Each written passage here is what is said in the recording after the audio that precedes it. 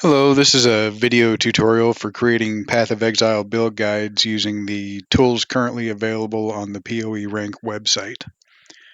So to get started, you want to go to the builds page, which presumably you've already seen if you've clicked this build guide tutorial button. But I guess before we get going, I'll take this opportunity to show you how the eras work in the build guide. The most recent era, which is going to be named after the current league, in this case, for instance, Mirage era, will be at the top. And then previous leagues will be listed below. And anytime you create a new build guide, it's going to automatically be created in the current era. So to get started, you want to click this build guide button. You'll see at the top we have a general information section. The first thing we want to do is add a title.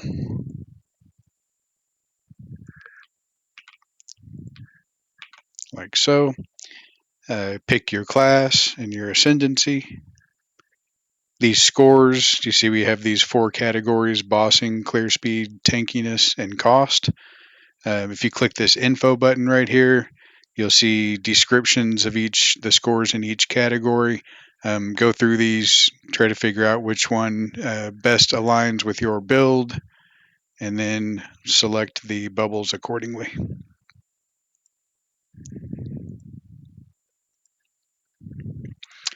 Next section is for videos that you have of your build in action. We'll add 2 videos.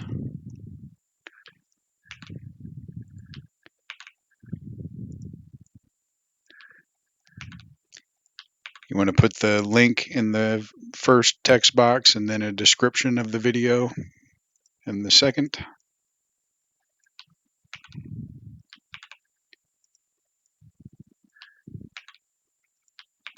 Like so. Required uniques. This build doesn't actually have any uniques, but for the sake of fleshing out the build guide, we'll add lightning coil by clicking the add unique button and taste of hate.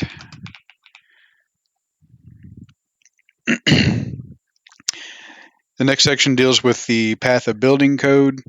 By default, the share shorthand or full code option is selected. I'm sure you guys are all familiar with this, but you go to path of building. You want to input all the information for your build. Make sure you fill out the configuration sheet and then go to import export build. And you can click this generate button and it'll create the code for your build. You can also create a shorthand version, but in this case, we'll just hit copy. That'll copy the entire code. Come back here and paste it in. If you're entering a shorthand for the full code or the full code itself, you want to make sure this box is checked. And then when the users click on the link, it will copy either the shorthand or the full code to their clipboard, which they can then use to go to path of building and paste it in. If you want to provide a link to an outside website where users go to get the code, then you want to select this box and enter the URL. And when users click on the link in that case, it will open the web page in a separate tab. So in this box, build introduction, this is where we want to put the general description of our build, give people an idea of how it plays, what it's for, strengths, weaknesses, and so forth. And they can use that to determine whether they want to continue reading on. So there will always be an in-game section. It'll be this green color. This is going to be for the description of the final build in game, of course. But users tend to appreciate having some leveling section information, tips and tricks, and so forth for getting there. And to add a leveling section, you'll click this button. The first one will always be entered with this blue background. You can add multiple leveling sections. Say if we want to add a second one, click the button again. It'll be yellow, and then subsequent leveling sections will alternate between blue and yellow. So you want to define your leveling section based on this level range to which the section applies. So we'll add 1 through 12 for our first section, and let's say the second leveling section applies to levels 12 through 31.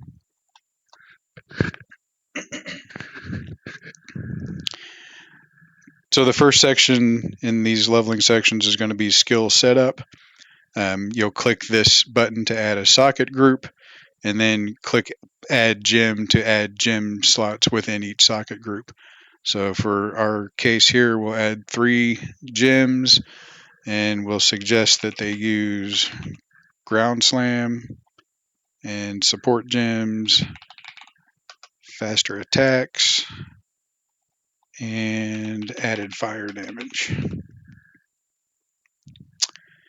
We want them to have a movement skill, so we'll add another socket group, add gem, and we'll suggest that they use dash. And then we'll also add another socket group.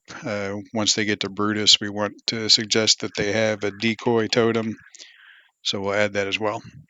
In the case of dash and decoy totem, you could have added both of them to the same gem group. The only difference is they would have been on the same line, and they would have shown as linked in the case where you add both to one, or you can add them separately and they're each on their own line. So just a matter of preference there.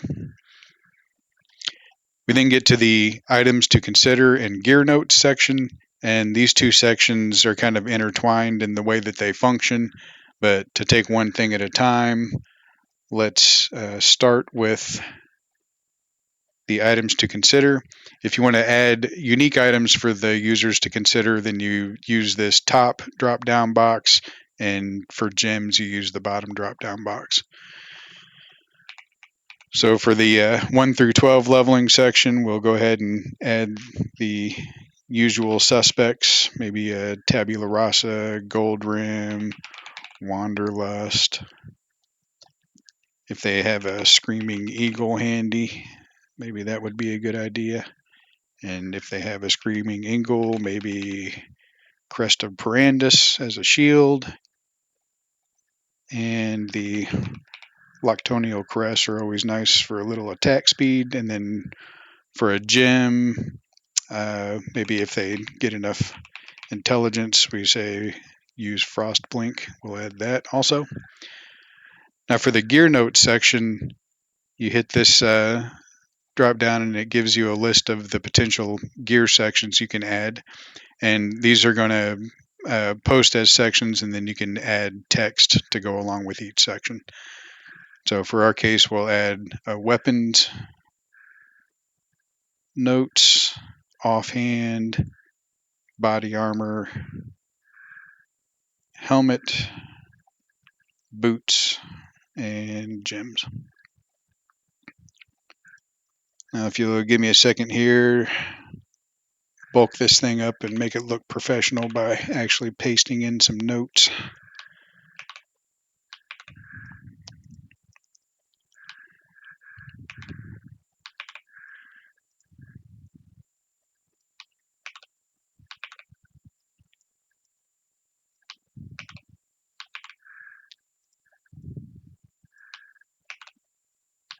Okay.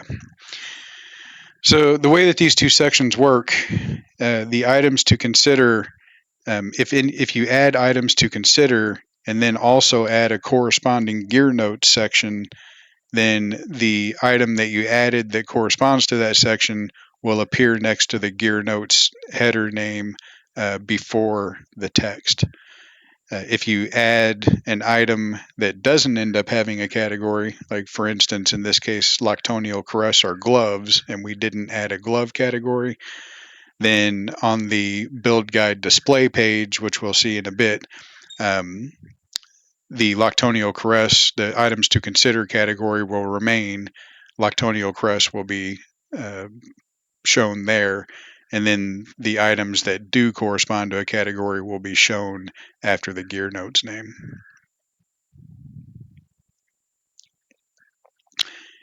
So then we have the skill tree screenshot. You can see here before adding a screenshot, you actually have to save a draft of your build, which makes this a good time to demonstrate this functionality. This save draft button is always down here. You can click that. It'll save a draft of your build. You can then go about your business and do whatever you like. And then whenever you want to come back and continue working on your build guide, you want to go to your account page. And if you scroll down to the bottom, you'll have a build guides section. You can see here I've created 3 build guides that I've published so far, and then the current one that's still in draft status. So to continue working on that, we click our edit button and it takes us back to our build guide edit page. So now that we've saved a draft of our build, we can add the skill tree screenshot. So we'll click this button, find the file. This is my leveling tree. Open that. And then we want to add our details and notes for the leveling section. Use this gem to kill a hillock, and then find these gems and this gear and this play style and so forth. You guys know the drill. So we've now completed that leveling section. For the sake of brevity, I'm not going to fill out a second one, but it's worth noting that you don't necessarily have to enter the leveling sections in order. On the build guide display page, the order that the leveling sections are listed in will be based on the average value of the range that you enter in this leveling range. So to remove this leveling section, we'll hit this remove button, remove section, OK, and it goes away. So the in-game section has all the same data entry categories as the leveling section, with one difference being character link. In this case, if you click this drop down, it'll show all the characters that are showing up in the current ladders for the leagues or the events that are associated with your account. This is all dummy data. The site hasn't actually launched yet, so I don't actually have this many characters on the ladder. But for our purposes, we're going to choose this chop block character. And once you select the character, you'll get this message. Click this button to import information, and you click that button, and you see that it immediately populates all of the skill group fields for you based on what was on your character. It might be the case that you have a character that's on the ladder, but the gear hasn't been pulled for that character. So we'll go ahead and save this draft, and I'll show you what to do in those cases. What you want to do is go to the ladder. Let's say your character is character number 11 here, so you click on your character name. And if the gear hasn't been pulled, you'll see a screen like this, and click this queue character for fetching button, which will add your character to the queue. And it might take a bit of time for the gear to get fetched, but it'll happen eventually. So we'll go back to our account page, back to our edit page for our build guide.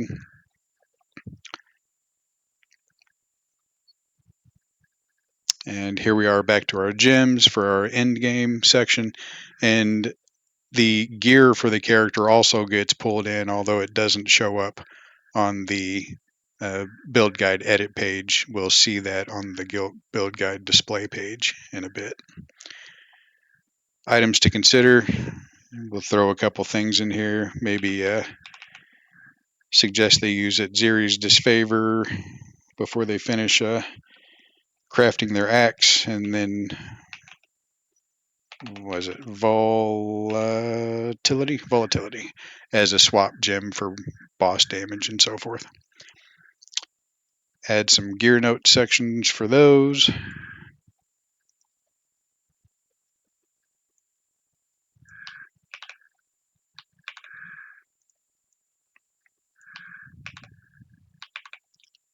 All right.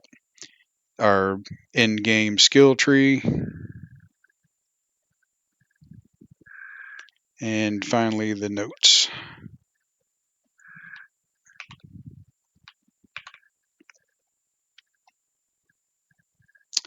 give some advice about nodes to take while leveling, attributes to focus on, maybe what to do with the ascendancy points, how to craft your gear, ways to improve the build. You guys know what you're talking about. So now we've fleshed out that section and we're ready to deploy our build guide. So we want to click deploy. And this takes us to the build guide display page, which is what the users will see when they click on your build guide. You'll also see that when you're in the build guide display page, if it's a build guide associated with your account, then you get this edit guide button up here. So at any time you can click that. It'll take you back to the edit page. You can fix mistakes and stuff easily if you find any and so forth. So back update guide again takes us back to the display page. In our general information section, we see our scores. Here's our videos. The users can click the video link and it takes them to the video. I didn't actually have any videos of my build, so I linked this parrot that sings heavy metal lyrics, which is pretty entertaining if you want to check that out. The unique items, the users can pan over all of these things and they get an information window. The text description for each section is always at the bottom. For our leveling section, here's the gems that we entered, and then here's where we see the situation I was talking about earlier where Loctonial Crest didn't have a category, so it's shown in an items to consider above the gear notes, and then in the gear notes for each category, the items end up getting displayed in the appropriate category. The skill tree screenshot, the users can click that and it blows it up for them. Details and notes again. And then this is the portion of the in-game section that shows the character gear that you selected. The users can pan over all the gear and it shows the information. Here's the jewels and then the skill setup for your character. And this actually shows the actual gems used by your character, so the level and the quality is correct and everything. Gear notes, another in-game skill tree. They can check that out. Details and notes again. And then at the bottom of the page, most people are probably like me where this is what they're looking for to begin with, but if we put it at the bottom, at least maybe they might read some things along the way. But if the user clicks this button, you see they get a copied to clipboard message, and they can take that to Path of Building and use it. At the bottom of all the build guide display pages, there's a question and answer section. And I'm going to cheat here a little bit and ask myself a question. We'll just pretend like this is some random user checking out our guide. So they would post a question like this, hit submit question. And once that happens, you'll see next to your account name, there's a yellow square with a number in it, which indicates how many questions you have that need answering. So you'll go to your account page, scroll down, and in your build guide section, the answer button is lit up and it has the number next to it. Click this and answer the question.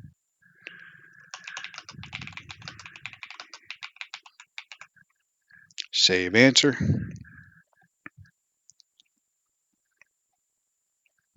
And if we go back to our build guide, you'll see the questions and answers are posted at the bottom.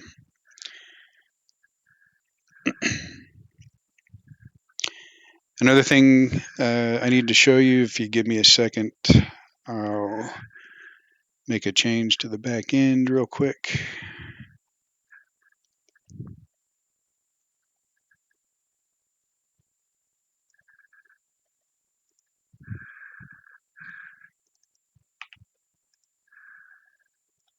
Okay. So I've changed the era of the build that we just created, and you can see that it's in the settlers era now. So let's pretend like the build guide that we created is now a couple of leagues old.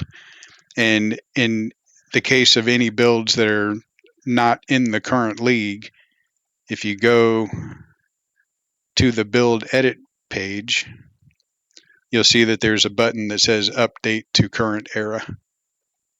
So if we click on that, it'll give you a reminder, hey, make sure you upgrade all or update all the build details to reflect the current state of Path of Exile and so forth. And once you've done that, hit yes, update era. And now if we go back to the build page, you see that the build is in the current era. So this is just a good way if you want to maintain your build guide from league to league. This is an easy way to keep the build current without having to recreate it every time. So I hope you guys enjoy this functionality and have a good day.